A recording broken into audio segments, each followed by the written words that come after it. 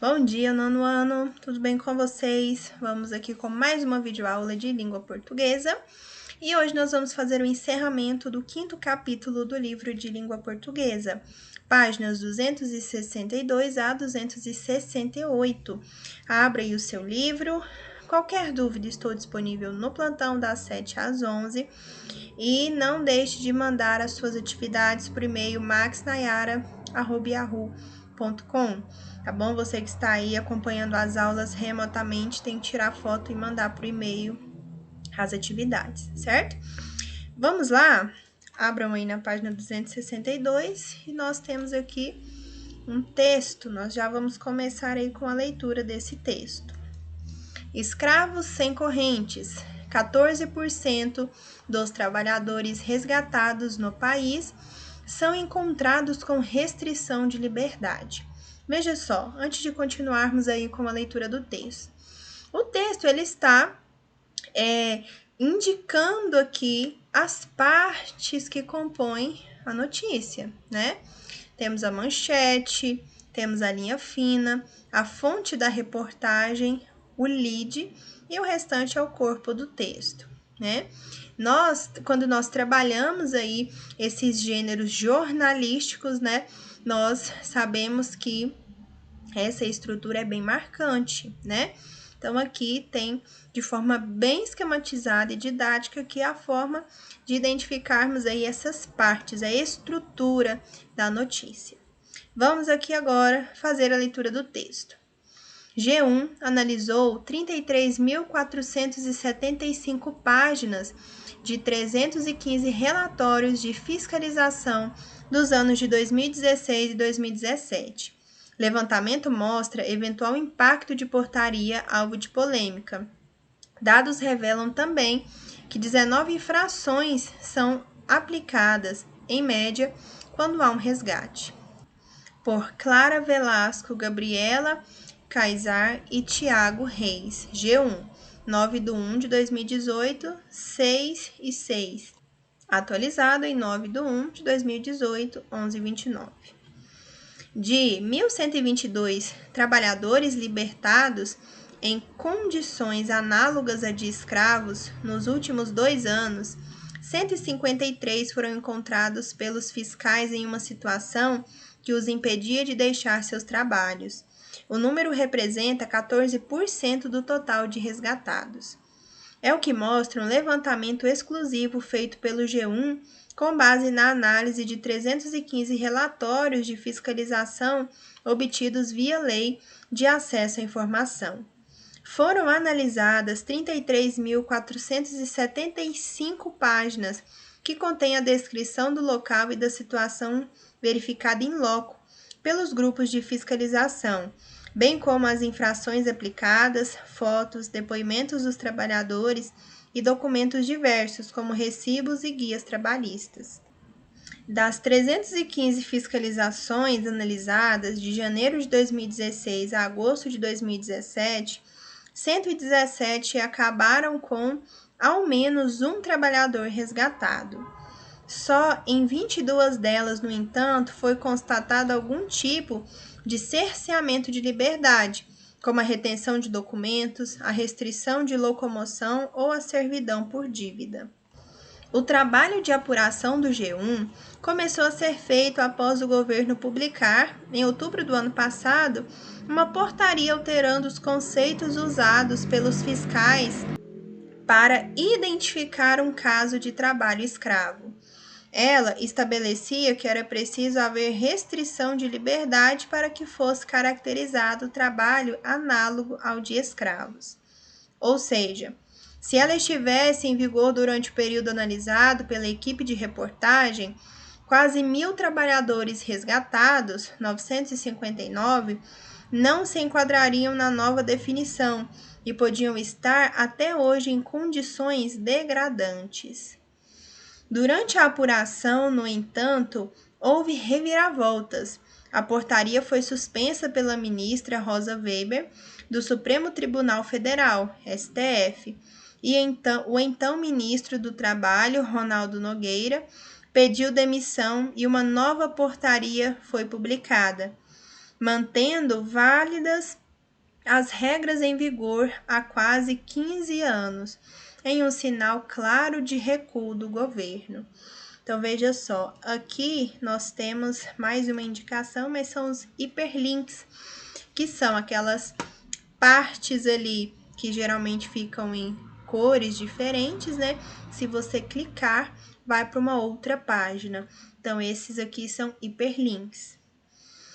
Atualmente, considera-se em condição análoga de escravo o trabalhador submetido às seguintes situações, de forma isolada ou conjunta: trabalho forçado, aquele exigido sob ameaça de sanção física ou psicológica e para o qual o trabalhador não tenha se oferecido ou não deseje permanecer.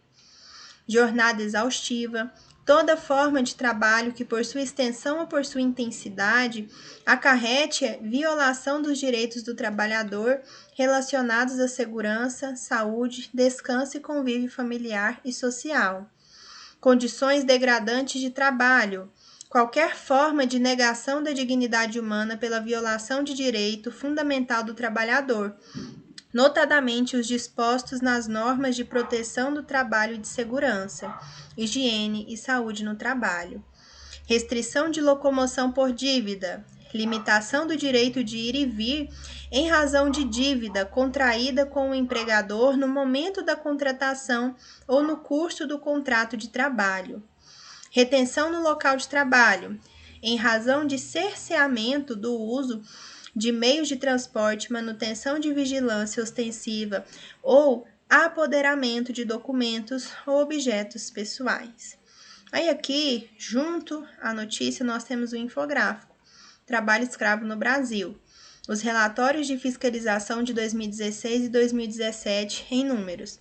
Nós temos aqui 315 relatórios de fiscais, 33.475 páginas analisadas, 117 operações com resgate de trabalhadores, 1.122 pessoas resgatadas, sendo 153 de cerceamento de liberdade, 14%. 3.683 autos de infração lavrados, 19 autos aplicados em média quando há resgate, 7 autos aplicados em média quando não há resgate. Estados com mais pessoas resgatadas: Minas Gerais, 395, Pará, 140, Piauí, 98, Mato Grosso do Sul, 92 e São Paulo, 86. Fonte Ministério do Trabalho, foi acessado aqui em 2018, 5 de 1 de 2018. Para Frei Xavier Plassat, coordenador da campanha da Comissão Pastoral da Terra contra o Trabalho Escravo, a resposta da sociedade civil e da mídia foi tão imediata e contrária às mudanças propostas em outubro pelo governo que discussões futuras buscando fazer novas alterações foram desencorajadas. Deram tiros no pé, o que cria uma situação mais difícil para o Congresso voltar a discutir essa matéria. Conseguimos mostrar que essas posturas não tinham fundamento. Isso esvaziou o potencial de argumentação de quem quer acabar com a política nacional do trabalho escravo, afirma. Quando um fiscal vai a campo fazer uma operação de fiscalização de denúncia de trabalho escravo, na maioria dos casos a denúncia não se revela fundamentada. Isso já retira automaticamente o argumento de que tem um viés ideológico sistemático por parte do fiscal do trabalho, de querer denegrir os empregadores brasileiros e prejudicar a nossa economia. Isso é falso, é fake news, diz Plassat. Segundo ele, os números do levantamento feito pelo G1 confirmam que a maior parte dos casos de trabalho escravo no país acontece por conta de violações das condições decentes de trabalho, por jornada exaustiva ou condições degradantes. De acordo com Plassat, quando as violações são graves, a situação é considerada degradante e se enquadra como trabalho escravo. Ou seja, não há necessariamente uma restrição de liberdade, da liberdade do trabalhador, definição interligada ao conceito clássico de escravidão. Aí aqui nós temos outro infográfico, perfil do trabalhador. Levantamento da CPT aponta dados dos resgatados em operações de trabalho escravo no Brasil entre 2003 e 2017. Aqui, em porcentagem, o sexo, 95% são homens, 5% mulheres. Idade, também em porcentagem aqui, 4,3% mais de 55 anos, 1,1% menos de 17 anos, 29,7% de 18 a 24 anos, 33,1% de 25 a 34 anos, 20,2% de 35 a 44 e de 11,6% de 45 a 54 anos. Então, a maior parte aqui são de pessoas de 25 a 34 anos, 33,1%, depois de 18 a 24 e assim sucessivamente. Escolaridade em porcentagem também. Veja só, 31,5% são analfabetos, 39,3% até quinto ano incompleto, 2,6% quinto ano completo, sexto ao nono incompleto, 14,9%, fundamental completo, 4,1%, ensino médio incompleto, 2,5%, ensino médio completo, 2,5% também, superior incompleto, 0,1%, superior completo, ninguém, 0%, especialização 0% e ignorado 2,5%. Fonte, Comissão Pastoral da Terra. Aqui o infográfico mostra o perfil dos trabalhadores resgatados em ações contra trabalho escravo. O Coordenador Nacional de Erradicação do Trabalho Escravo do Ministério Público do Trabalho, o procurador Tiago Muniz Cavalcante, concorda. O que é ser escravo? É não ter o domínio sobre si. Quando a gente fala em liberdade, a gente fala em liberdade em um sentido muito mais amplo. É a autonomia pessoal, é o livre-arbítrio, é liberdade como autodeterminação, afirma. Qual é o instrumento atual usado pelo empregador para guardar e manter essa situação de exploração? Não é mais a liberdade de locomoção. O escravo não precisa mais estar acorrentado, não precisa estar enjaulado. Completa Cavalcante. Veja só, aqui é o olho da notícia. O procurador afirma que o instrumento usado hoje para manter o trabalho em situação de exploração, o trabalhador em situação de exploração, é a pobreza e a vulnerabilidade social. A pobreza extrema faz com que o trabalhador se perpetue naquela situação de apropriação, de exploração, característica de escravidão. Não precisamos de portaria alguma, nem para dizer o que é trabalho escravo, nem para direcionar ou tutelar o trabalho da Auditoria do Trabalho. Temos uma legislação modelo. O Brasil é referência em combate ao trabalho escravo, afirma o procurador. O Ministério do Trabalho afirma em nota que a nova portaria, além de restabelecer os conceitos atuais de consenso de todos os órgãos que atuam no combate, prevenção e repreensão ao trabalho escravo, dá um maior enfoque ao pós-resgate, como o encaminhamento dos trabalhadores à assistência social para devido acompanhamento, além da questão da permanência no país do trabalhador imigrante resgatado, tema tratado em resolução do Conselho Nacional de Imigração, CNG. E aí o texto continua, né? Mas vamos parando por aqui para as nossas atividades. 1. Neste capítulo, vimos que a reportagem é um gênero textual do domínio jornalístico e que compartilha com a notícia várias características formais. No entanto, uma das principais diferenças entre esse gênero diz respeito ao tratamento da informação. Diferentemente da notícia, a reportagem vai além do relato simples dos fatos. Nela, o jornalista aborda um tema com mais profundidade e criticidade, o que torna o seu texto mais próximo da argumentação que do relato. Pensando nisso, releia o parágrafo a seguir. Ou seja, se ela estivesse em vigor durante o período analisado pela equipe de reportagem, quase 1.000 trabalhadores resgatados, 959, não se enquadrariam na nova definição e podiam estar até hoje em condições degradantes. A. Que termo se refere à palavra ela? Se ela estivesse em vigor durante o período analisado. Pessoal, ela aí, o texto todo praticamente fala sobre a tal da portaria, né? Então, ela é um pronome pessoal que está substituindo aí a palavra portaria, né?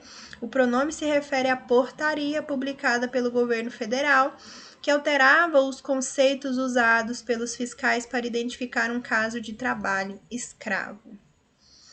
B. Qual é o posicionamento dos repórteres a respeito da portaria publicada pelo Ministério do Trabalho em outubro de 2017? Pessoal, eles eram a favor dessa portaria ou não? Claro que não, eles deixam claro ali que eles eram contra. Até aí, nesse trecho dá para perceber, ó, se essa portaria estivesse em vigor, quase 1.000 trabalhadores não se enquadrariam na nova definição e podiam estar até hoje em condições degradantes. Então, eles apresentam aí, né,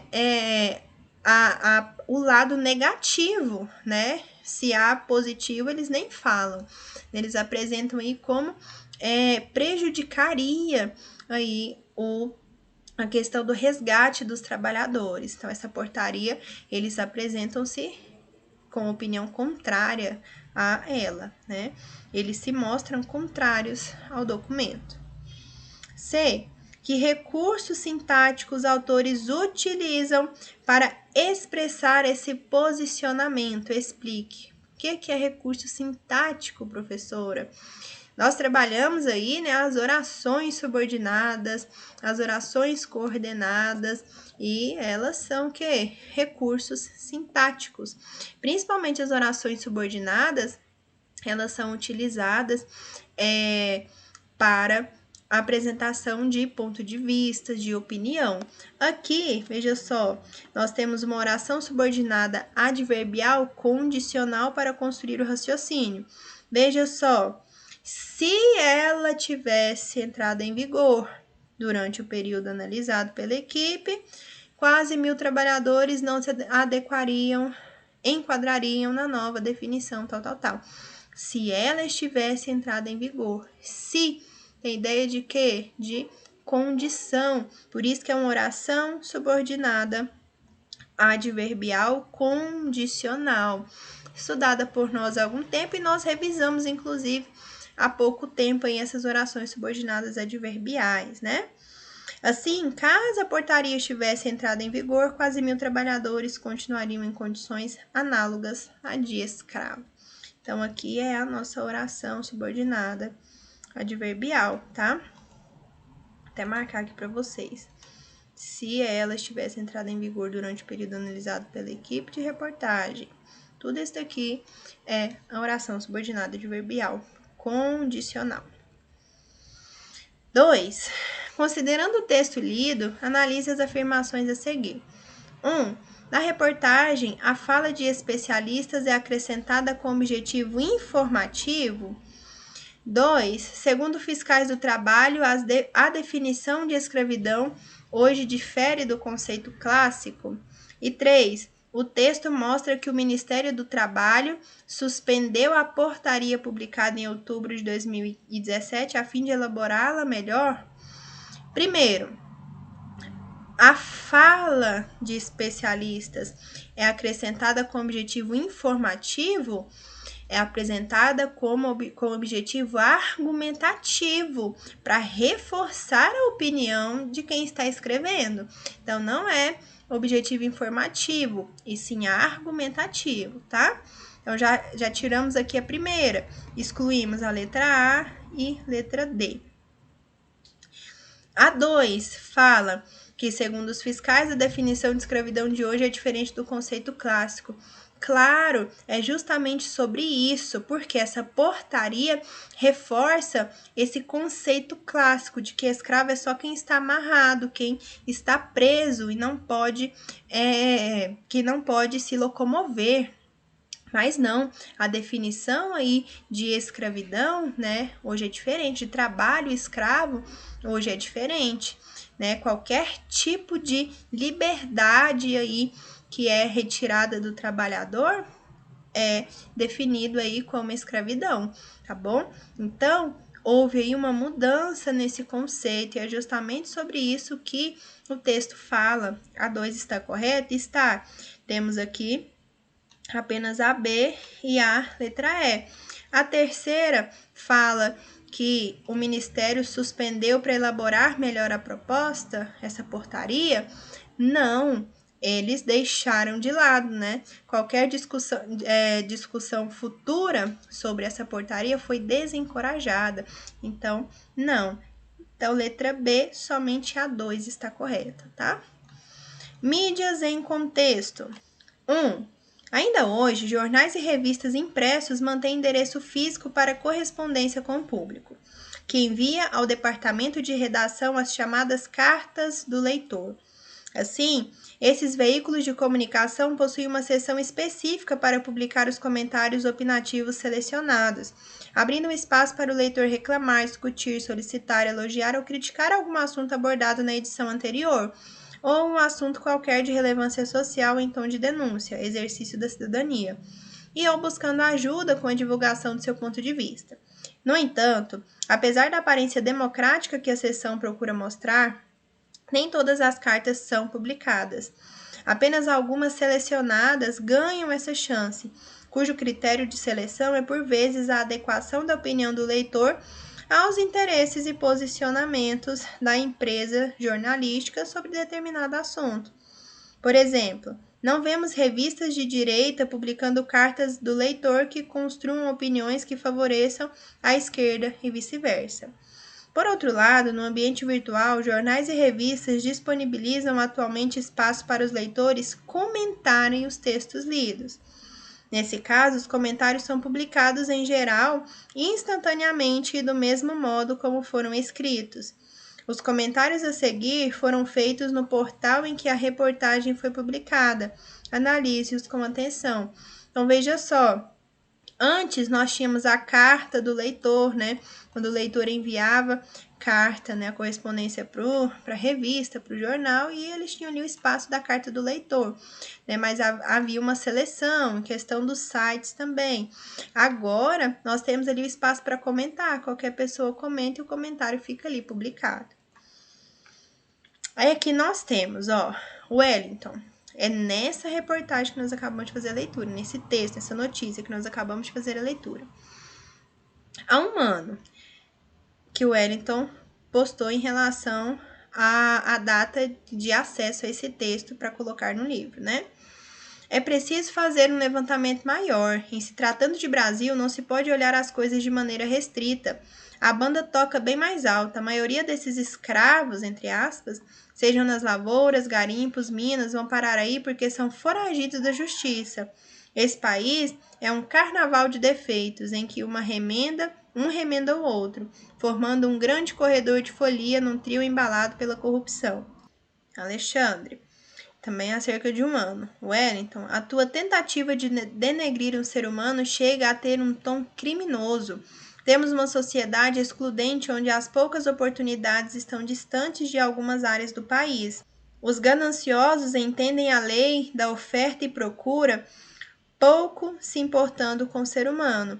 Pensam exatamente como você, acreditam em sub-raça e têm um olhar criminoso diante do outro.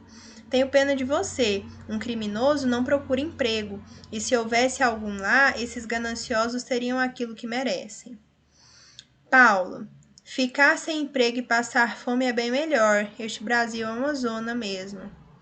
José. Desesquerdizando a notícia, 86% dos trabalhadores resgatados no país tinham total liberdade de ir e vir e trabalhavam para poder sobreviver. Raquel, O empresariado arruma desculpa para tudo com o objetivo de justificar esta conduta imoral. Paulo, Raquel, todo mundo quer emprego, trabalho não. Acredite, ninguém quer trabalhar, só quer um lugar na empresa, fazer tempo e ficar sonhando com as férias.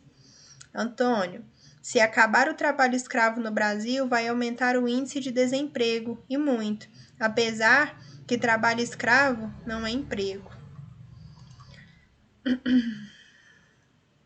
2.